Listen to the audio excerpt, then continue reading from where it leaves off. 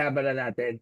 Okay, Okay magandang lang po. hapon po sa inyo lahat. Welcome sa isa na namang edisyon ng Sports Corner PH Interview. Sa pagpasensya niyo po, yung ating camera medyo nagka-problema, diferensya, pero tuloy pa rin ang ating panayam sa ating champion, ang world champion sa under 24 combat men's 45 kilograms in the IPMA World Championships dyan po sa Kuala Lumpur, Malaysia. And I'd like to congratulate nga for a successful run at makikikwento sa atin kung anong hirap na pinagdaanan niyo and of course ano ba mga learnings na nagamit niya dito sa competition. Please welcome si Leo Albert Pangsadan Pangsadan ng Team Bagsik. Leo, welcome sa Sports Corner and thank you for joining us this afternoon. Hello po. Magandang araw din po, Sir Gab. Thank you so much. Uh, Thank you Yan po. so much at of course maraming salamat po sa pagkakataon na maimbitahan po namin kayo para sa ating Zoom interview kahit medyo nagka-problema yung ating camera natin. Anyway, Leo, first of all, kamusta na po kayo? Nakapag-jet lag na ba kayo? At of course, rest and recovery period ka muna for a while. Tapos back to Yes training po. na ulit. Opo. Bale, pahinga po muna kami. Then back to training ulit. Baka susunod na araw po.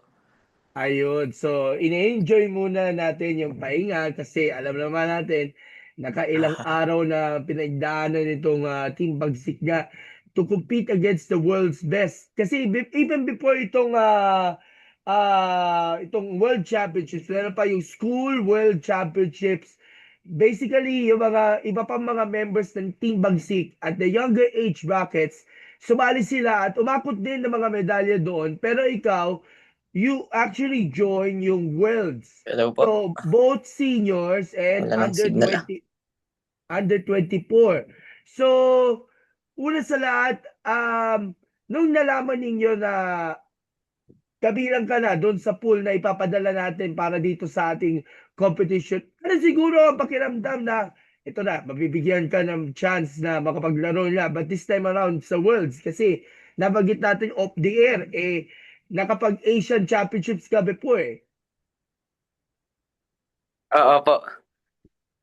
Uh, Nung nasama naman po sa lineup po, nakadagdag po siyang motivation po sa akin para mas lalo pa pong magpursige. Tsaka doon po sa part po na yun is magpursige din po sa pagkat ng weight, lalo na po 45 kilograms din po yung lalabanan. Kasi nung mga Asian po na nilaroan ko po is 48 kilograms po siya. Okay. So, bago natin tanongin kung ano yung preparation at assessment, kasi din lang tayo nagkausap, baka pwede nyo maibigay nyo sa amin ng konting brief background about yourself. Paano ba nag-umpisa ang inyong journey ninyo sa Muay Thai na alam naman natin, it is a Thailand martial art and of course, may mga iniidolo mo mula sa Team Bagsik. Kasi alam natin, pag sinabing Team Bagsik, we have several world champions along the lineup. We have si Philip Delarmino, si Ariel Lampacan, and yung pinaka-prominent sa kanila si Isa Erika Bumoga, who is also a gold medalist din sa senior. So, paano ka nag-umpisa yung journey ninyo? At bakit mo Muay Thai? Sa lahat ng sports na inyong sinubukan ninyo, doon ka na pamahal. Nagsimula po kasi kami nung pandemic po. Bale, doon po sa isang subdivision is kasama ko din po doon na nakatira sila Coach Philip Delarmino at Coach Precious Delarmino po. And nag-start po siya doon po sa mga unang batch po ng mga juniors din po. Isa po doon yung lumaro sa School World Championship and yun po, niyaya po kami. Then ayun po, sumali po. Tapos napamahal na po sa sport. Then ayun, napa-idol din po kila Coach Philip, Coach Precious and the rest din po ng Team Bagsik. Kagaya din po nila Kuya Ariel Lampakan po.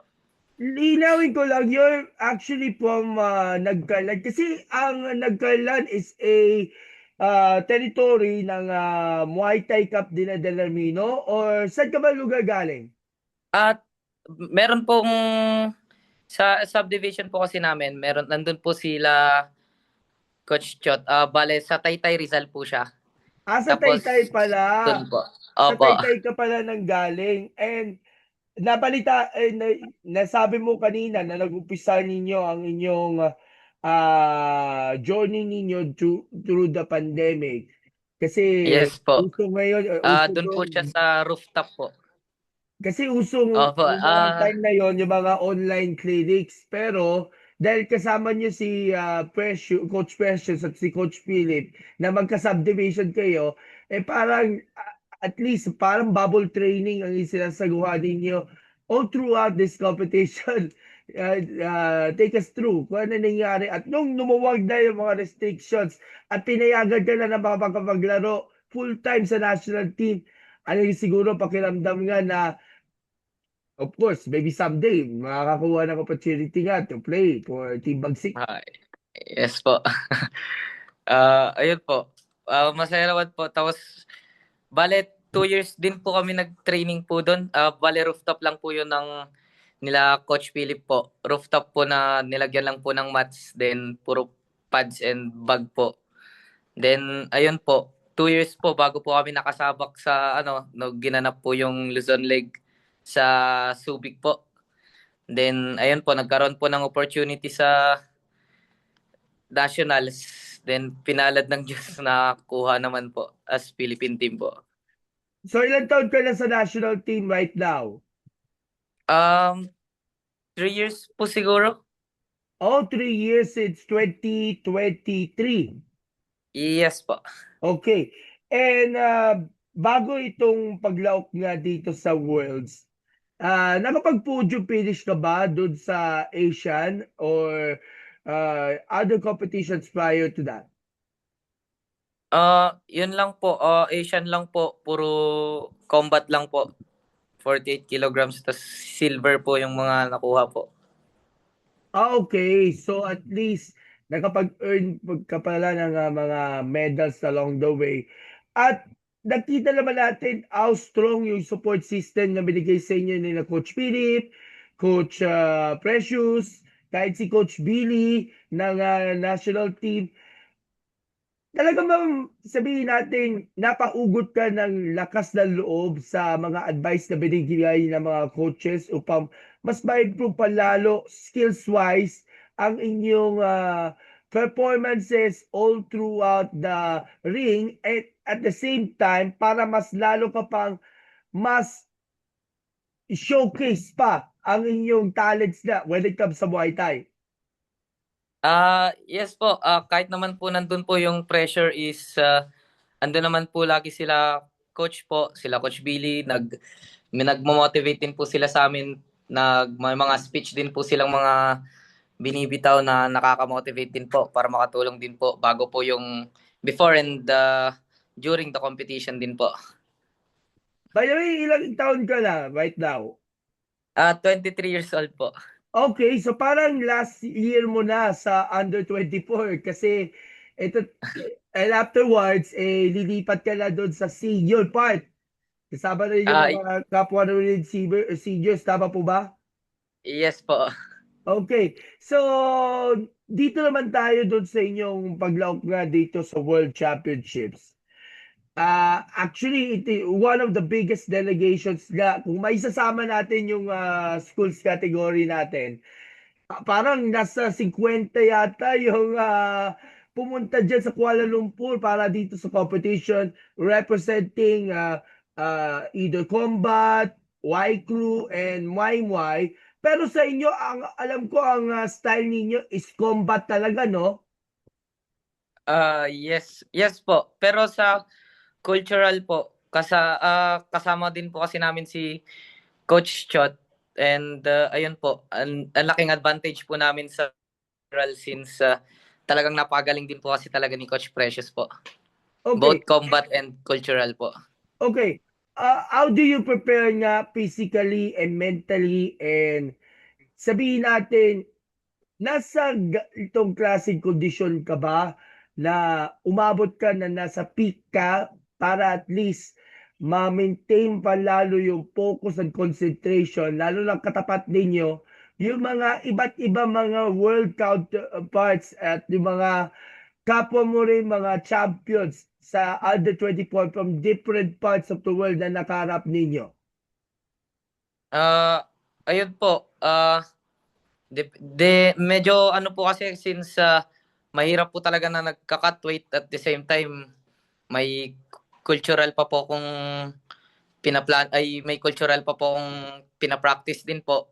Pero yun po, habang in preparation po is nagbibigay naman po ng mga motivation din po yung coaches po namin, tsaka ayun po, may sports psych din po kami sa PSC na kasama po sa benefits din po namin.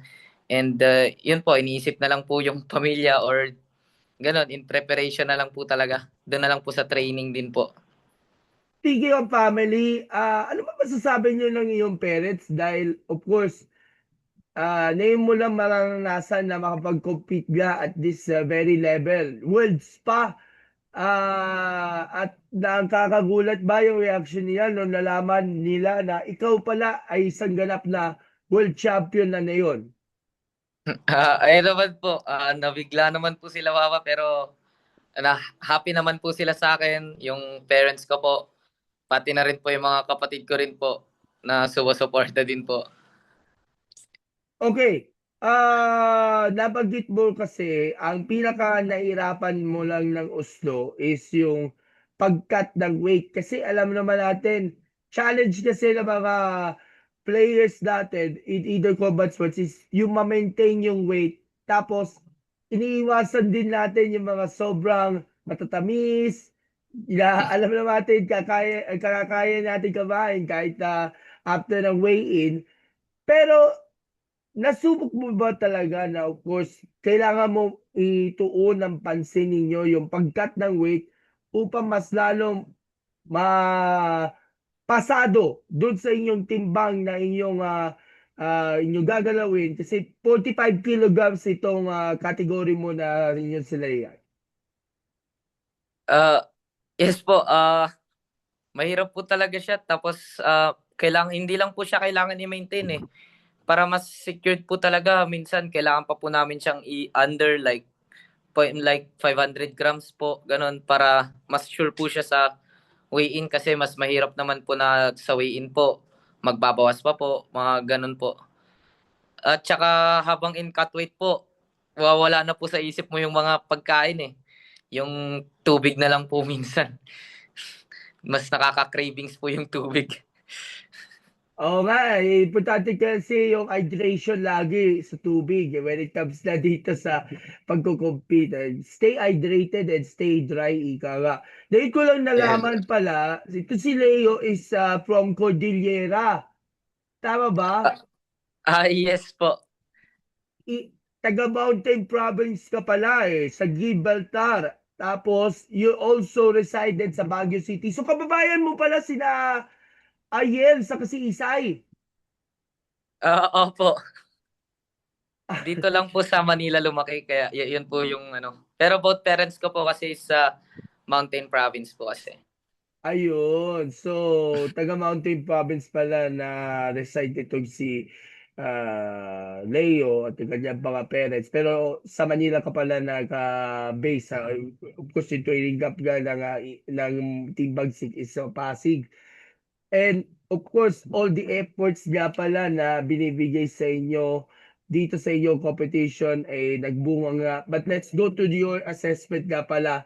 You won the gold sa 45 kilograms under 24 combat and then sa Y crew under 24 bronze naman po tayo. So, take us through. Unahin natin yung Y crew. Even though we have a shortcoming na hanggang bronze lang ang inabot, nasatisfy ka ba doon sa inyong mga performance at of course sa scores na binigay ng ating mga judges all throughout this competition? Uh, for me po, medyo satisfied naman po ako dun sa binigay po nung judges na score ko kasi nakita ko din po yung sa kabrackets ko po na talagang mas maganda po yung performance po nila. Pero hopefully kung may chance pa po na mag-cultural ako, I'll try to be better pa po.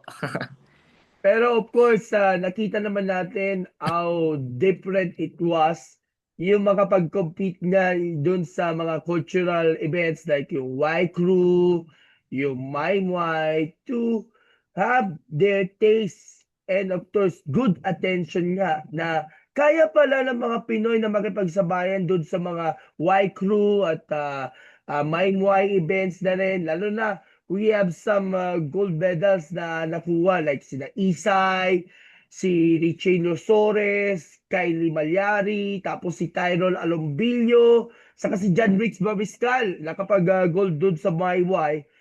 Pero nagustuhan nyo ba?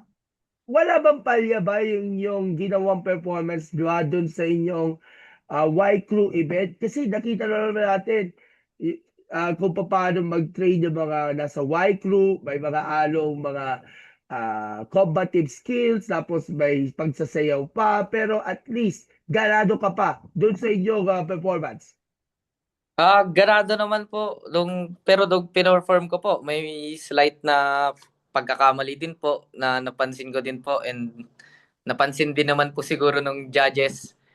Pero ayun po, medyo challenging po siya. Same lang din po sa combat kasi lalong-lalo na po yung balance tsaka yung memorization din po, lalo na po sa mga beat nung tugtog din po. Tsaka kailangan perfect po talaga pagka in-execute po yung cultural. Kasi yun po, mahirap na pong ma-minus ng judges.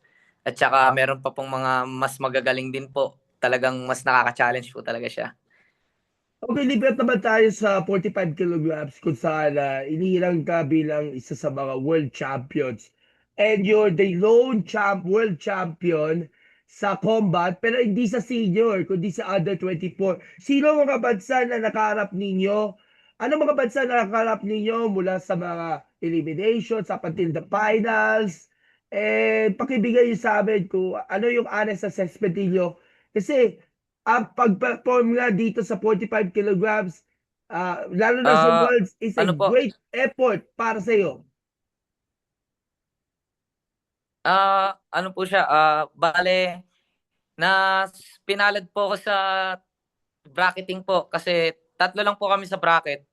Then na-buy po ako. Ako po yung nag-waiting po sa finals. So maintaining po ako sa weight ng 6 to 7 days po siguro bago po mag-weigh-in. Then ayun, pinalad naman po. Bale natalo na ano po ako na outscore po ako nung Tunisia nung first round. Then medyo gumana naman po. Pinalad naman po sa game plan kasi gumana naman po yung game plan na nasa utak ko na puro head kick po. And ayun po, nung second round is na-injury ko po yung kalaban. Nagkaroon po siya ng cut. Then doon po tinigil ng referee po kasi nagbi-bleeding na po talaga yung sa gitna po ng ilong niya. Ayun po, medyo sinuwerte kasi worth it naman po yung pag-cut weight. And of course, tumalab para sa iyo yung weight cut, tapos onti lang yung participants dun sa yung 45 kilograms category. Considering na yung mga bansa na yun. Pwede natin bagitin ko ng mga bansa yon. Ah, Iraq po, tsaka Tunisia po. Okay, Tunisia is Temini Mohamed, which is sa silver medalist. Tapos si Ahmed Sabandria yata from Iraq. Yan po yung nag-bronze niya dito sa competition to complete the podium. And nagbunga nga yung mga efforts ninyo through the help na rin ng lahat ng mga coaches ninyo to be a better person, to be a good example na rin and to shape them as part of the efforts na ng Team Bagsik na patuloy sila makapag-akot na medalya. Kasi alam natin yung potential ng ating mga Team Bagsik natin to become at par sa mga world caliber competitors, whether sa school, sa under 24, until sa senior. Nagustuhan nyo ba na effective talaga ang game plan ng mga coaches niyo para maging isang better athlete katulad mo? Ay, ah, nagustuhan po talaga kasi Lalo na po pa ulit-ulit din po yung mga sinasabi din po ng coaches. Although pa ulit-ulit po siya pero effective po siya. Tsaka yun po, naging worth it naman po. Lalo-lalo na po 2 months mahigit po namin prepare po to. Hindi lang po kaming atletang naghirap, pati na rin po yung coaches nagsakripisyo at naglaan din po ng oras sa amin. And yun po, thankful po sa paghihirap din po nila para sa amin. Kasi nagbuga naman po ito at nakakuha po ng gintong medalya.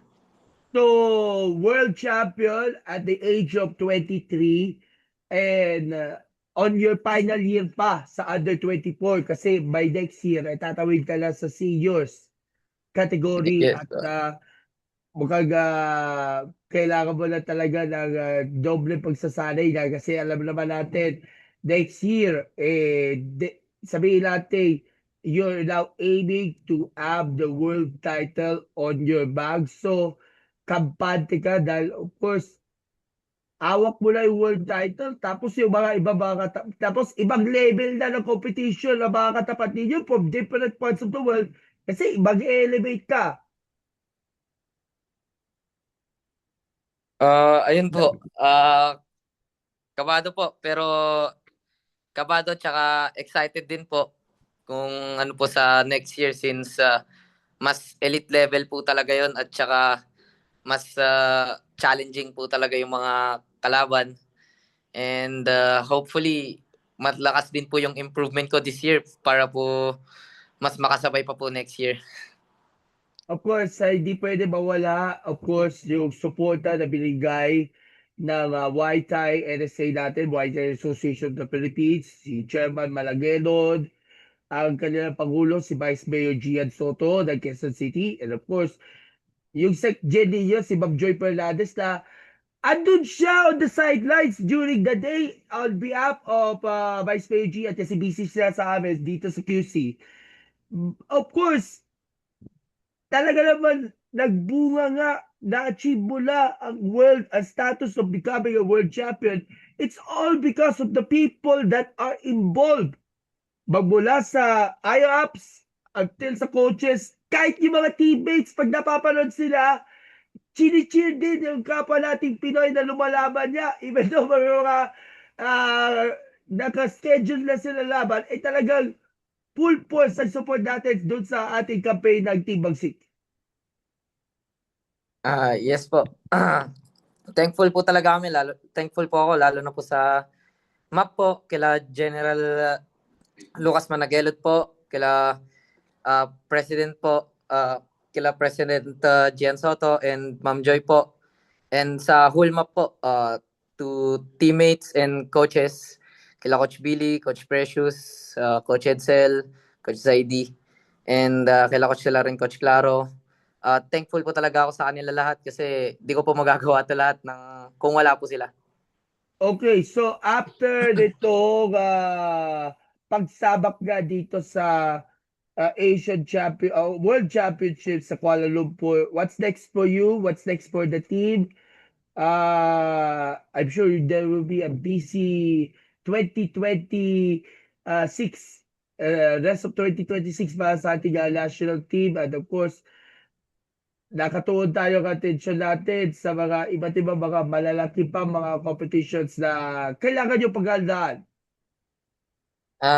Ayun po, upcoming na po yung sa Kosovo po. Bale, another World Championship po ulit.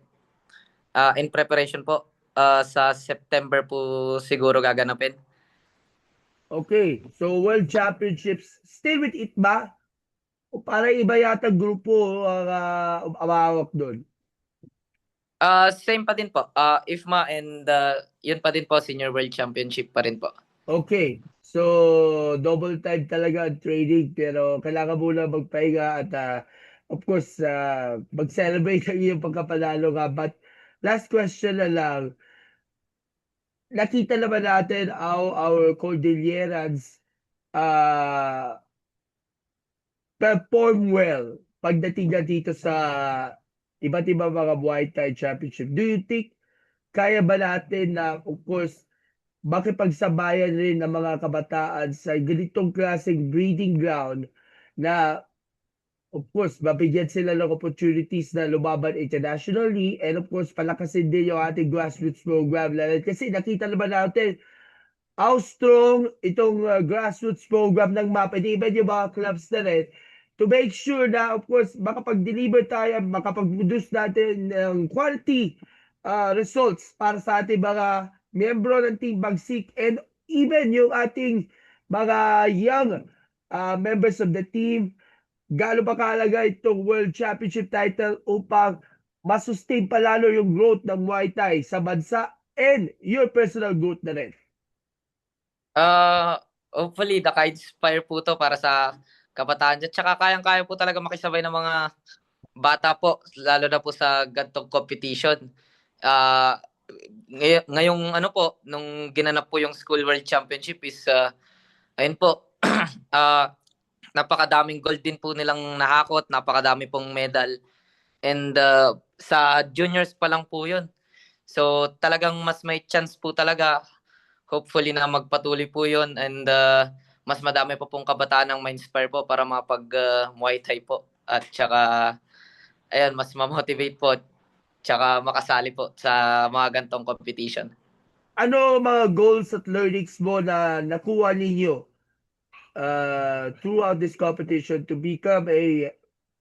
realize that you are a good person, and of course to set a good example sa ating mga kapwa na rin mga miyembro ng Team Bagsik to sustain yung success natin internationally? Uh, ano po, ayun po, sa number one pa lang po kasi is respeto po talaga. Tapos yung mga pagrespeto po sa coaches, sa pagsusunod po sa kanila.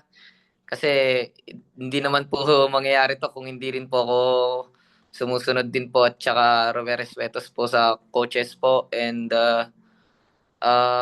yun po, basta maging masunurin po. Ayun. So, masalurin sa coaches at of course, abiding kung ano ang mga sistema na pinagagawa, training system to make sure nga that you have an improve and be better, dynamic, and competitive against dun sa mga world counterparts. And again, congratulations, Leos, for a job well done, at sa lahat ng mga bumubuo ng Team Bagsik, especially ang ating Muay Thai Association of the Philippines, sa one of the best campaigns yet para sa atin dito sa ating IPMA World Championship sa Kuala Lumpur last week. Baka may gusto kayong pasalamatan at batiin. Kanino mo dinededicate ang panalo rito, at mensahe na rin sa ating mga kapwa na rin bata at kabataan na rin. Una-una po, maraming salamat po sa Diyos po. Yun po talaga. Sa Diyos po talaga sa ano.